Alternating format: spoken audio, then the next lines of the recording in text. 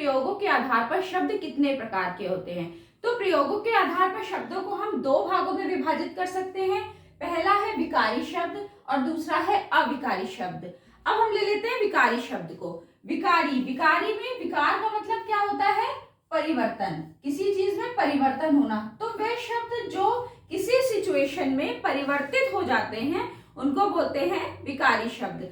अब वो कौन कौन सी स्थितियां होती हैं जहां पर वो शब्द परिवर्तित होते हैं और कौन कौन से ऐसे शब्द हैं जो किसी विशेष स्थिति में परिवर्तित होते हैं, चलिए देखते हैं। तो संज्ञा, सर्वनाम, विशेषण और क्रिया ये ऐसे शब्द होते हैं जो कि किसके कारण, जो लिंग, वचन या काल में परिवर्तन होने के कारण बदल जाते हैं। मतलब अगर किसी चीज में, किसी वाक्य में हम लिंग बदल देते हैं तो संज्ञा, सर्वनाम, विशेषण या क्रिया अगर उसमें प्रयोग हो रही है तो वो बदल जाएगी। चलिए एक एग्जाम्पल लेते हैं। जैसे हमने ले लिया यहाँ पर लड़का खेलता है, ठीक है।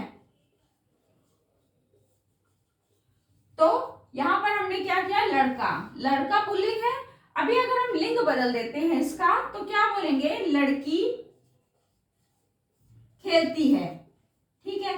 तो यहाँ पर क्या हुआ, खेलता का खेलती हो गया, तो यानी यहाँ विकार उत्पन्न हुआ। मतलब यहाँ पर इसमें परिवर्तन हुआ, तो ये शब्द कैसा हुआ, ये शब्द हुआ विकारी शब्द। ठीक इसी प्रकार से अगर सर्वनाम ले लेते हैं तो हम बोलते हैं मैं सोता हूं। अगर कोई लड़की बोलेगी मैं सोती हूं तो यहाँ पर सोने में जो सोता है और सोती है विकार उत्पन्न हुआ, तो इसको हमने बोल दिया विकारी शब्द। तो इस प्रकार के ये शब्द कौन से होते हैं, विकारी शब्द। कोई भी संज्ञा शब्द, सर्वनाम शब्द, विशेषण और क्रिया, ये सब विकारी शब्दों के अंतर्गत आते हैं। और वो विकार लिंग, वचन या काल यानी भूत, भविष्य या वर्तमान, जो भी ये जो तीनों काल है उनकी वजह से इनमें विकार उत्पन्न होता है। अब दूसरा है अविकारी शब्द। अविकारी शब्द क्या होते हैं, क्रिया विशेषण। क्रिया विशेषण पता है आपको, क्रिया विशेषण वो होता है जो किसी क्रिया की विशेषता बताता है। तो अगर किसी क्रिया विशेषण को, किसी भी वाक्य में क्रिया विशेषण समुच्चय बोधक क्या होता है, जो दो अलग अलग वाक्यों को जोड़ता है, जैसे और, तथा, या, ये सब क्या होते हैं, ये समुच्चय बोधक शब्द होते हैं। और विस्मयादि बोधक, जैसे हे भगवान, हम लोग बोलते हैं हे भगवान, तो हम लोग ऐसे करके लिखते हैं ना उसको हे, या बोलते हैं अरे, तो ये होते हैं विस्मयादि बोधक शब्द।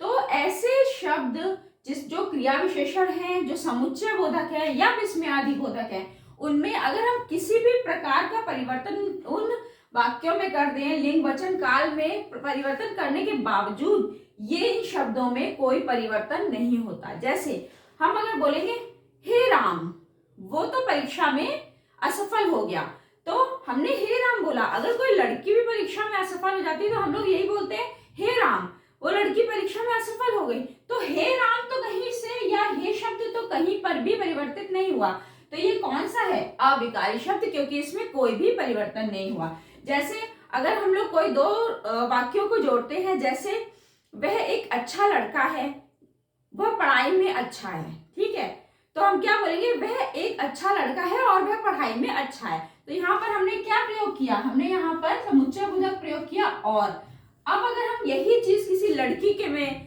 प्रयोग करते हैं कि वह एक अच्छी लड़की है, वह पढ़ाई में अच्छी है, तब भी हम इसमें समुच्चय बोधक क्या जोड़ेंगे, वह अच्छी लड़की है और वह पढ़ाई में अच्छी है। तो ये और जो है वो लिंग बदलने पर भी, मतलब पुल्लिंग और स्त्रीलिंग दोनों के संग संग ये और ही प्रयोग में हो रहा है, कहीं भी इसमें परिवर्तन नहीं हो रहा।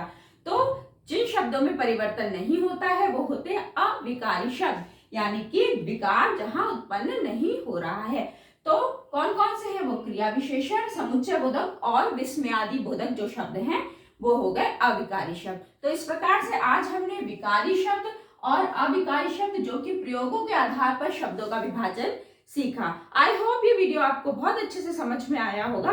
अगर समझ में आया हो तो मेरे चैनल को सब्सक्राइब कीजिए, वीडियो को लाइक कीजिए और हाँ, शेयर करना बिल्कुल भी मत भूलिए। Thank you.